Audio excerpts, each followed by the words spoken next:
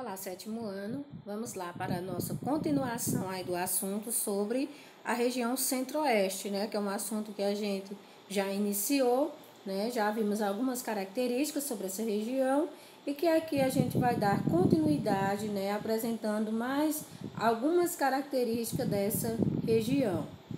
Então, em relação à sua ocupação territorial, né? Temos aí Brasília, que Brasília foi aí um dos pontos vamos dizer, mais importante aí para a ocupação territorial da região centro-oeste. Então, em relação à sua história de ocupação, a região centro-oeste, como todo o resto do Brasil, era ocupado primeiramente aí pelos indígenas. E aí, com o passar do tempo, chegaram os bandeirantes atrás de ouro, né, que vinham aí em busca de metais preciosos, que levaram mais população, né, e construíram as primeiras vilas da região.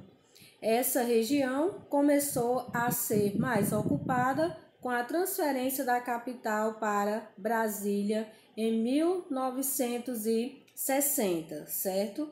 Então, em relação ao seu processo de ocupação, né, começou aí com os bandeirantes, né, que vieram aí atrás de ouro, atrás de metais preciosos, né? Então, eles começaram aí a construir as primeiras vilas.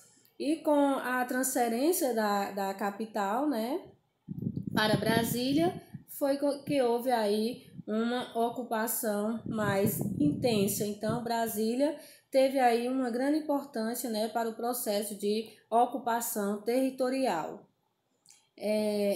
Ao longo do século XX, com a inauguração de Goiânia em 1936, como também a Marcha para o Oeste, iniciada por Getúlio Vargas na década de 1940, a construção de Brasília, assim também como as políticas de integração nacional consolidadas, né, pela ditadura militar da década de 1970, incentivaram a migração para o centro-oeste, contribuindo assim para acelerar o povoamento da região.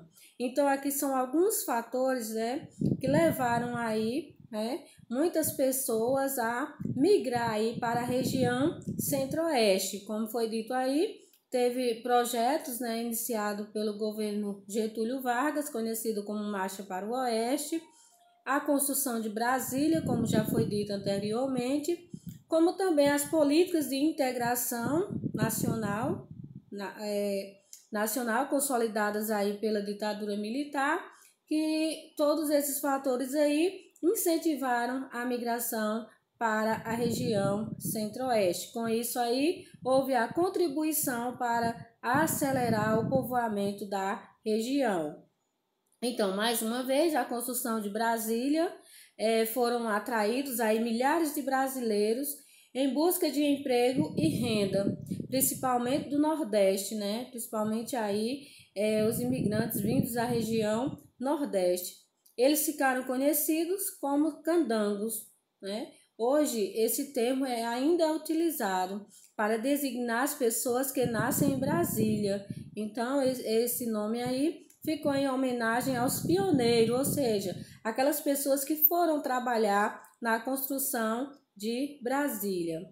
Então, a construção de Brasília contribuiu para a ocupação do centro-oeste, como também, né, para a construção de rodovias. Então, como muitas pessoas, né, precisavam ir trabalhar na construção, então precisava aí se locomover, né, em algum automóvel, em alguma coisa. Então, com isso também a construção contribuiu também para o desenvolvimento e construção de rodovias. Em relação ao desenvolvimento da atividade agropecuária, então a região apresenta forte potencial para o desenvolvimento das atividades agropecuárias, que são o quê? Agricultura e pecuária. Então, como já foi dito, que essa região, né, é muito extensa, então as atividades que são desenvolvidas são mais as atividades do setor primário, como por exemplo a agricultura e a pecuária. Então, merecem destaque aí os cultivos de soja, arroz, algodão, café e milho. destaca a agricultura intensiva. E o que é essa agricultura intensiva? É quando há um emprego de alta mecanização e pouca mão de obra, ou seja, a utilização de máquinas, né, é mais intensa e a mão de obra ela é mais reduzida. O município de Sorriso, né, no Mato Grosso, é intitulado aí como a capital nacional do agronegócio.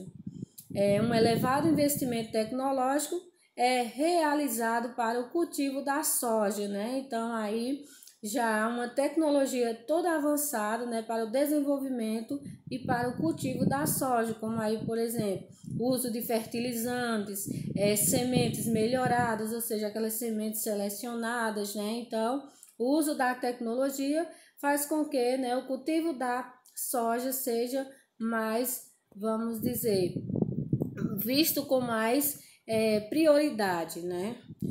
Mato Grosso é o maior produtor de soja do Brasil, né? Então, aí uma importante informação, né, em relação aí ao estado de Mato Grosso, que é o maior produtor de soja do Brasil. Em relação à atividade industrial no Centro-Oeste, né? Como foi dito anteriormente, se destaca as atividades do setor primário, agricultura e pecuária, mas também há aí o desenvolvimento industrial. Não é uma região com destaque nos empreendimentos industriais de base, bens de produção, eletrodoméstico e na metalúrgia, né? Porém, as suas raízes rurais induzem aí o surgimento de indústria nos ramos da alimentação, principalmente os frigoríficos, né? Dos óleos vegetais, dos couros e do cimento aí devido às presenças de jazidas importantes de calcário no local, né? Então, como foi dito, né, anteriormente, a região ela não tem grande destaque aí na produção industrial, né? Mas mesmo assim, ainda se destaca aí de acordo com o desenvolvimento das atividades primárias, né? Então, a região centro-oeste se destaca aí no ramo, né, da alimentação, principalmente aí os frigoríficos, dos óleos vegetais, dos couros e do cimento, né, que é devido aí à presença de jazidas importantes de calcário que existe aí na região. Centro-Oeste em relação ao turismo, como é o desenvolvimento turístico, né? Então, em relação ao turismo, é uma atividade que está se expandindo bastante, né? Como atrações turísticas da região, destacam-se a cidade de Goiás, que tem, né, as construções do Brasil Colônia, tem as construções aí do Brasil Colônia, ou seja, aquelas casas mais antigas, então elas se destacam aí como uma atração turística. A cidade de Brasília, que atrai por sua arquitetura, urbanização e por ser a capital federal. Tem também a cidade de Caldas Novas, né, que é procurada por suas águas quentes que brotam da terra. Tem o Parque Nacional do Xingu, com sua variedade de tribos indígenas. Os monumentos históricos aos heróis da retirada da Laguna, né, que se destaca também aí no Mato Grosso do Sul. E a paisagem do Pantanal Mato Grossense. Então, é uma região bastante visitada, uma região que recebe bastante turistas aí, devido aos seus pontos turísticos, devido às suas atrações turísticas que existem aí na região. Unidades de conservação. Então, em relação ao complexo de preservação do Pantanal, ele é composto por um conjunto de 4 unidades de conservação, onde o complexo representa aí 1,3% da região do Pantanal brasileiro. Um dos maiores ecossistemas de água doce em zonas úmidas do mundo, né? Então, se destaca aí o complexo, né, do Pantanal, como sendo um dos maiores ecossistemas de água doce em zonas úmidas do mundo. O Pantanal é extremamente importante para a conservação da biodiversidade, ou seja, da diversidade biológica, onde o Parque Nacional e as reservas especiais são protegidos por decreto do governo federal. Gente, essas unidades de conservação são aquelas áreas, né, protegidas aí por lei federal, né, para que não haja um desmatamento dessas áreas aí protegidas. O Instituto Chico Mendes para a Conservação da Biodiversidade, o ICMBio, né, é responsável aí pela gestão do Parque Nacional. É um órgão federal autônomo vinculado aí ao Ministério do Meio Ambiente, né? Então é um órgão aí, o Instituto Chico Mendes, né, que está responsável aí pela gestão do Parque Nacional. Então essas unidades de conservação, mais uma vez, é para preservar aquelas vegetação, né, que são de suma importância para cada uma das regiões. Então elas são por lei, né, elas são asseguradas por lei para que haja toda essa proteção. Gente, sobre a região centro-oeste, né, ficamos por aqui. Espero que vocês tenham entendido e até a nossa próxima aula.